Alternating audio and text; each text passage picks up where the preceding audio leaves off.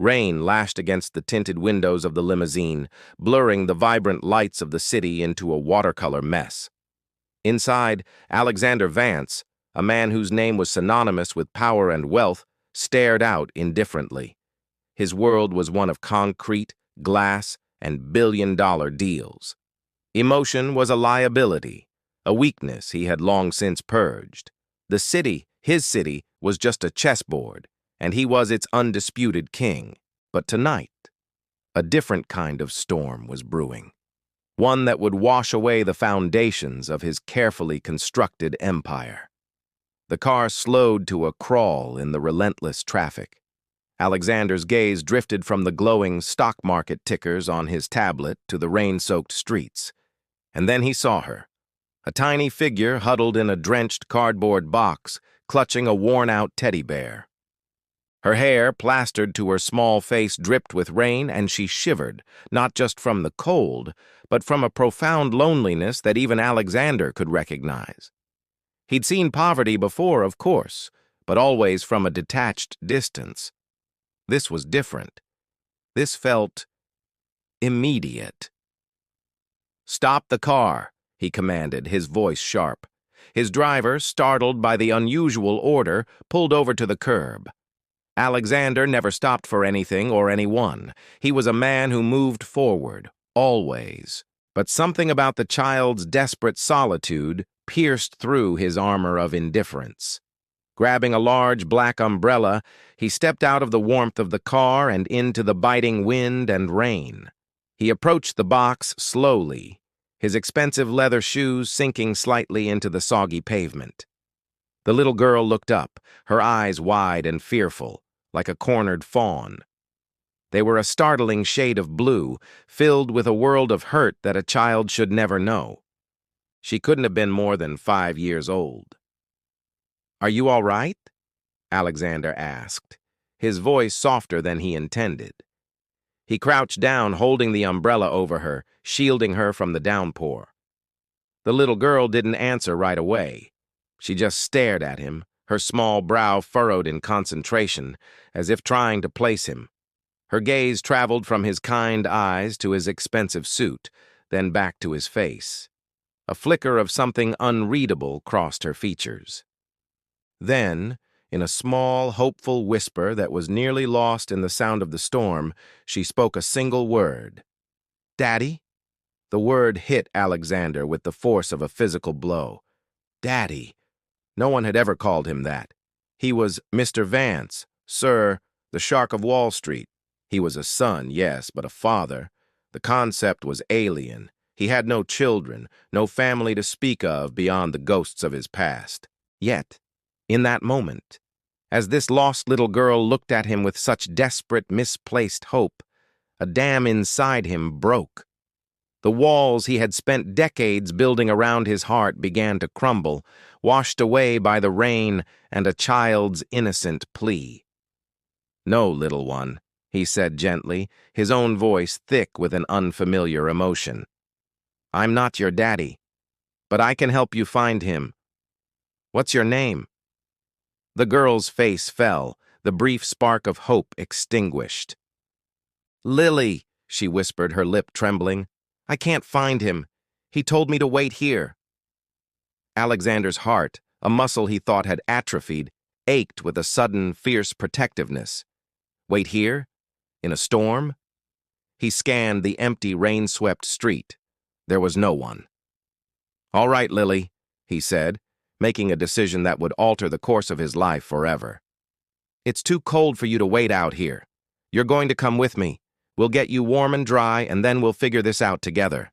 I promise." He extended a hand. For a moment she hesitated, clutching her teddy bear tighter. Then slowly she placed her tiny cold hand in his. The contact sent a jolt through him, a current of pure, unadulterated humanity. It was a connection far more valuable than any deal he had ever closed. He scooped her up, her small body surprisingly light, and carried her back to the warmth of the limousine. He wrapped her in a cashmere blanket from the back seat, ignoring the muddy water dripping onto the pristine leather. His driver watched in stunned silence through the rearview mirror, as Alexander Vance, the ruthless billionaire, gently dried a little girl's hair with his handkerchief. For the first time in years, the numbers on his tablet seemed meaningless. All that mattered was the small, shivering child in his arms. He had everything a man could ever want, until this little girl gave him something money could never buy: a purpose.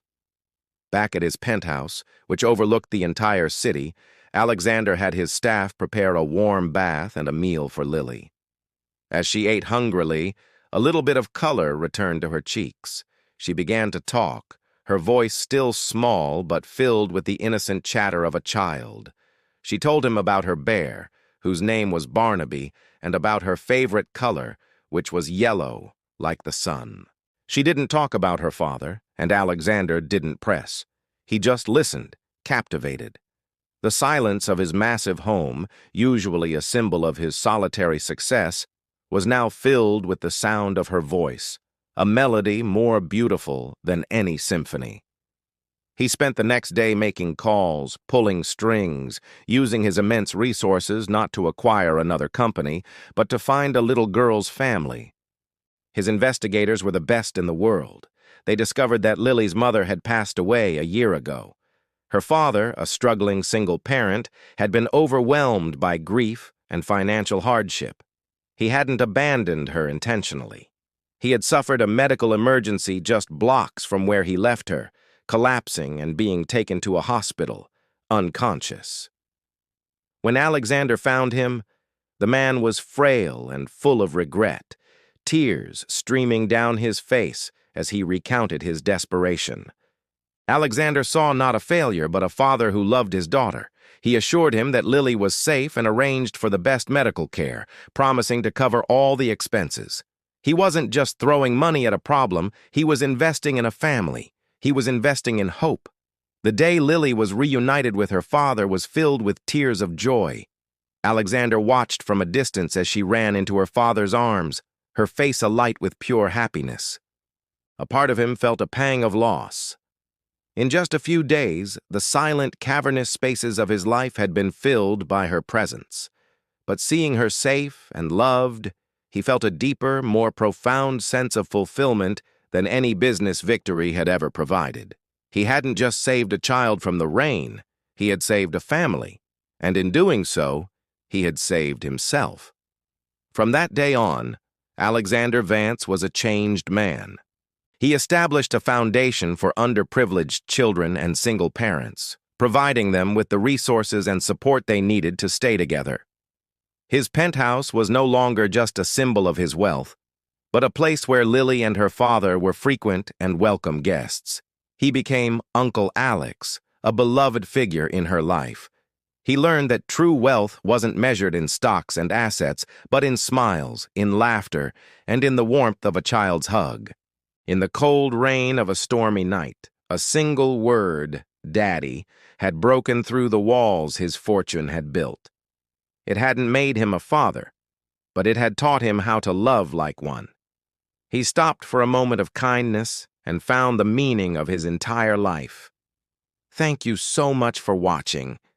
If this story touched your heart, please give it a thumbs up and don't forget to subscribe and hit that notification bell for more content that we hope will inspire you. We'll see you in the next video.